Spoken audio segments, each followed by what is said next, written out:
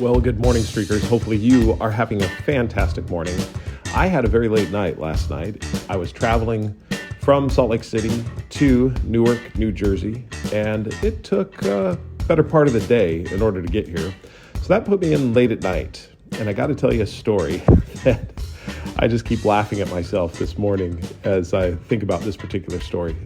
Here it goes. Well, before I do that, I just want to say how grateful I am for streaks, because if I did not have a streak, when I got up this morning, I thought, I better do my run walk now, or else I will not do it the rest of the day because of how late I had gotten in. That's one of the things that streaks can do, is the momentum that the flywheel has, because you've been doing it for such a long time, keeps it going. And sometimes when you need a push from the streak, it gives you that push. And actually, there's many times where that streak will give me the push. But I was very grateful. And that's one of the things I'm grateful for, too, is I'm doing my streaks this morning before I go out on a client engagement in order to get them done and to continue to progress. But the reason I want to get them done is because I want to progress. I want to continue to be who I want to be. And I know that if I wait for later in the day, what is laughably simple now will become incredibly hard later on. So that's something to think about. Actually, I have a little thought on simple versus hard, and I'll talk about that in another podcast, not this one. Oh, by the way, this is Jeff Downs, and welcome to the Streakin podcast. Okay, now for the story. So I get in very late last night, and I come up to my room, and by the way, I've traveled. If you haven't listened to this podcast, or if you're not familiar with what I do as a consultant, just know that I travel and have traveled for the last 13, 14 years. Not as much over the last 3 years as I did before the pandemic. However, a little bit now. The reason I say all that is because I am very familiar with the hotels in which I stay. And typically where I stay is I stay in Marriott branded hotels. This one happens to be the Spring Hill Suites. Other times I'll stay at a Courtyard or a Fairfield, sometimes a full service Marriott. But for the most part, I like somewhat my favorite is the Spring Hill Suites, simply for the reason that it has everything that I need. I'm familiar with it, and I'm able to get the good night's rest, get ready in the morning, and off to the client I go. Last night, I check in. As I come upstairs to the third floor, I walk down the hall to the very end room, or what I thought was the very end room, maybe second to the end room. Unlock the door, walk in, and all I see is an great big empty space and a couch, the bathroom, but there's no bed. And I'm looking around going, where is the bed? And I thought, when I was talking to the front desk attendant, he had mentioned that the hotel was full. And I thought, well, maybe this is the last room that they had for me, and I get to sleep on the couch, because literally I walked into this room and there's no bed. I called Jamie and I said, you will not believe this. Put her on FaceTime, showed her everything, and showed that there was no bed in this room. As I looked around, I thought, this can't be. In the history of me staying in hotels, I have never been in a room where there wasn't a bed. But it didn't seem like there was one. Jamie asked, are you going to go back down to the front desk and ask them for a bed? I said, no, it's too late. I'll just finish things up and I'll sleep here on this couch. Again, I look around the room one more time, and I did notice that there is a connecting door, and I thought, I wonder if that door has anything to do with this room. And so I went over and I pushed on the handle. I tried to push the handle down, and it was locked. The handle wouldn't move. And I thought, well, I guess not. So I finished up my streaks with Jamie and the rest of the streaks that I hadn't completed yet for the rest of the day, and I retired for the evening. Get up in the morning to get ready for the day. Well, actually, to go on my run and to do the rest of my streaking exercises, which happens to be, so what I do is I have a run, I do at least one push-up, at least one squat, and I walk on all fours, which comes from Nathaniel Nolan, who we had a podcast with him about over a year ago. And I started a streak then because it helps with flexibility, and I really enjoy the opportunity to maneuver around And I thought it's a really good streak. And if you follow him, Nathaniel Nolan, he's on TikTok. You can see all the crazy things he does. I am nowhere near his level of excellence. I just happen to enjoy the streak because it maintains my flexibility.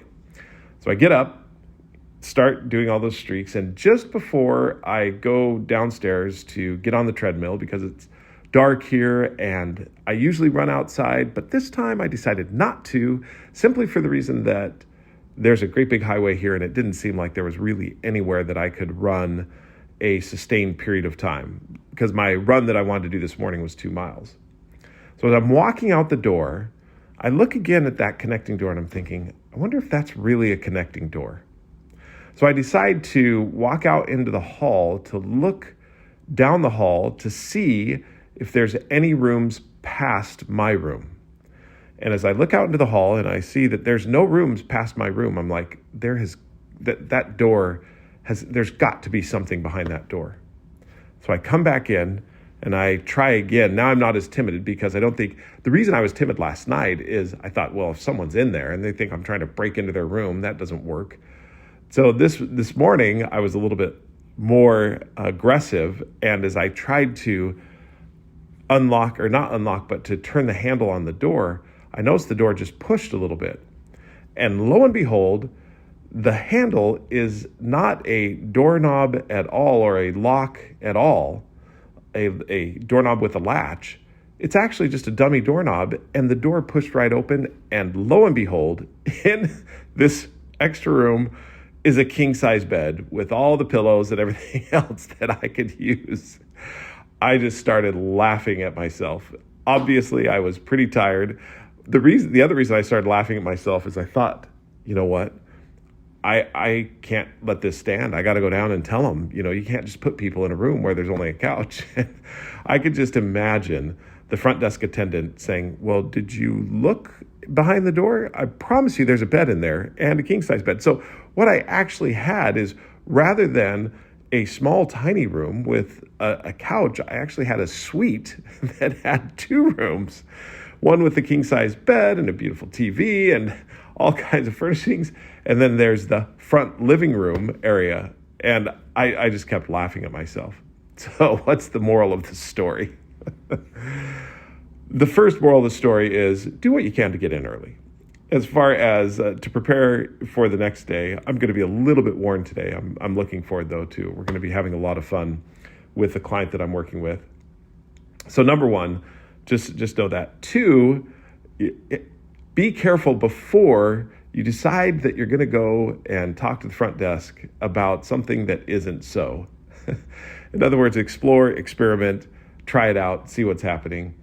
I was not as aggressive as I could have been last night. And aggressive, really, it was now nothing, because I could get in this door and see this great sleep.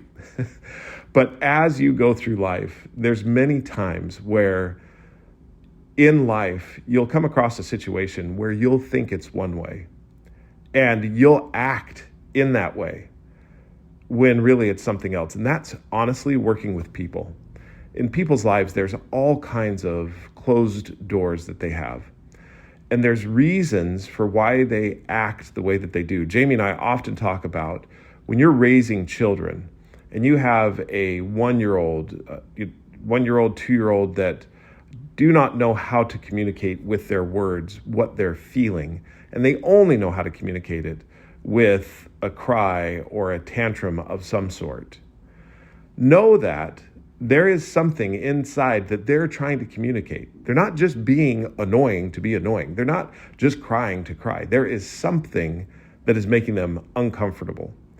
And there's behind that closed door of communication is a room full of information that if you really listen and strive to understand, you will be able to unlock many of the misunderstandings that you may have had in life. That's true in marriage. It's true in friendships. It's true in any type of relationship. And I have left many doors closed because I wasn't willing to listen. I wasn't willing to hear. As I think about myself, and one of the streaks I have is to pray for charity with all energy of heart every single day. I think about the people with whom I interact and think, you know what? I have got to get better at listening and hearing exactly what they're saying.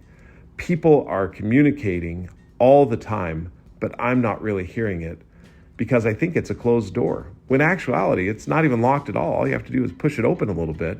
And the push comes by what you're doing with the push is opening it up by listening. So there you go. That's the story for the day. I hope you have a wonderful streaking day. If you want to learn more about streaking, you know the place. Download the Streaking app at the Apple App Store or at Google Play. You can also get the book at Amazon, Barnes & Noble, or anywhere books are sold. It's also on Audible. Download it, give us a review, subscribe to this podcast. Until we talk again, keep streaking.